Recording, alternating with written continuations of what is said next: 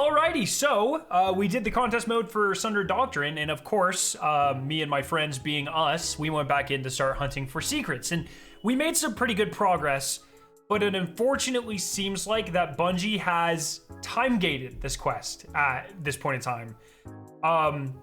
This is super lame. I want to express this. I know most people won't care, but it's just like, it's never happened like this in a dungeon before.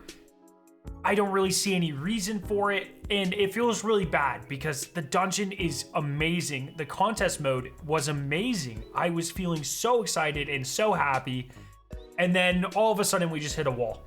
Feels very bad, and I'm not a fan. So we're gonna go over the first week of the quest here. I don't know if this will be a 2 or 3 week thing. We don't know if this will come out tomorrow at reset, or Tuesday at reset, or Act 2 at reset. We have no indication except for a very vague in-game message. So as soon as we know more, I will of course make more videos and tweets and streams and stuff. But for now, you can do a couple of things, but nothing really that important. So let's talk about it. When you beat the dungeon, you will get the updated version of the quest that will lead you to the secrets. Very similar to Warlord's Ruin, very similar to Vesper's Host. To start off, you need to find the Hidden's base camp within the beginning of Sundered Doctrine. You actually run right through it. It's pretty easy.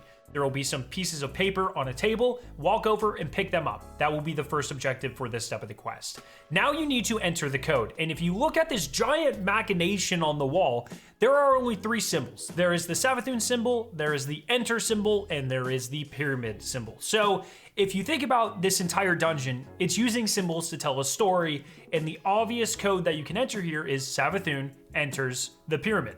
And that lets her in, and that does all sorts of cool lore stuff that I'm not going to spoil in this video in terms of just dialogue. Nothing crazy happens, but that also progresses the quest, where you have to find now 3 secret worms that Rolk hid throughout this entire dungeon. They're pretty simple. These are your standard collectibles. When you leave the base camp of the Hidden, you're going to cross a bridge. Underneath the bridge, there's a secret platform, and you're going to find the first worm. Then, after you get this, take note of the symbol on the back of the wall. It should be the same for everybody. I believe it is the witness symbol.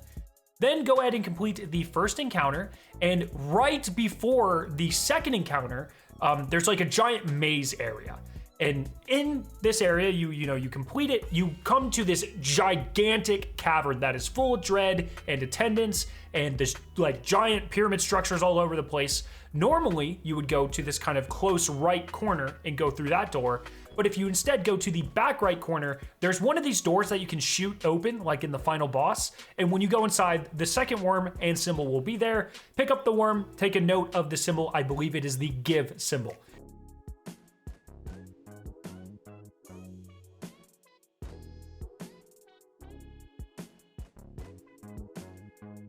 Then for your third worm, go ahead and complete the second encounter and get to the mini encounter right before the final boss. This is where you have to find the worm and the enter symbol, and you have to kind of route them around the room so you get them both connected at the same time.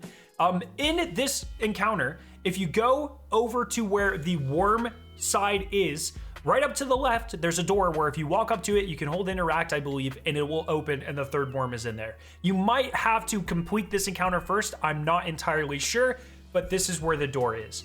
Enter it, you find the third worm and the third symbol. This is going to be the darkness symbol. Now, restart the raid, go back to the hidden base camp, and on the symbol wall, enter witness gives darkness. This will have a quote about the pyramid shifting, and you can, once again, go into the dungeon and go towards the first encounter. But where there's like a little traversal section right at the beginning, there's a little hidden waterfall that you normally slide through. In that room, there's now a Shrieker and a ton of dread. And when you start killing them, you notice that the knowledge fragments are on the ground, just like in the dungeon, just like in Vow of the Disciple, just like in a ton of activities in the game now. Run around, collect them, deposit them on the giant orange plate towards the back of the room. And when you collect enough of these knowledge fragments, the plate will complete and the door right behind you will open, and there will be a scannable terminal that will give you some artifact about, pyramid knowledge or something.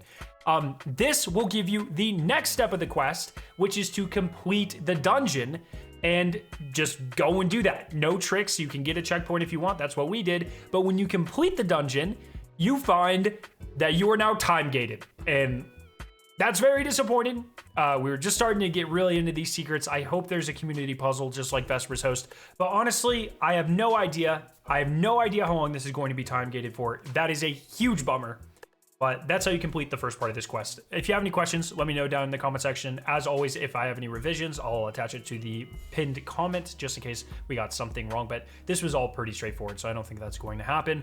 I will, of course, upload another video where we have the next steps. Everyone, have a fantastic night. Love your face. See you very soon, and see you later.